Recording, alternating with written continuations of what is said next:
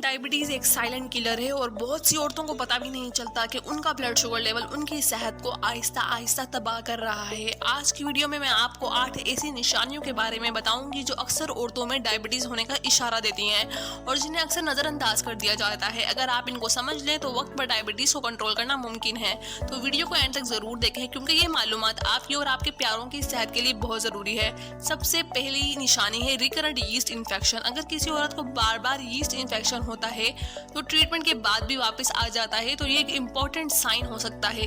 Yeast या fungus मीठा पसंद करते हैं और अगर ब्लड शुगर लेवल हाई हो तो यीस्ट ज्यादा ग्रो करता है। इस वजह से इन्फेक्शन होने के चांसेस भी बढ़ जाते हैं। साथ ही डायबिटीज होने का रिस्क होने वालों का इम्यून सिस्टम भी वीक हो जाता है जो इन्फेक्शन के चांसेस को और ज्यादा बढ़ा देता है।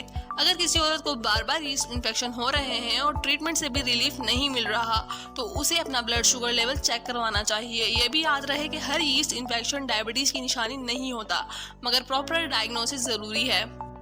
दूसरी बड़ी निशानी है पॉलीसिस्टिक ओवरी सिंड्रोम। डायबिटीज का दूसरा कॉमन सिम्टम पीसीओएस का होना है। ये एक हार्मोनल इशू है जो रिप्रोडक्टिव एज की औरतों को इफेक्ट करता है।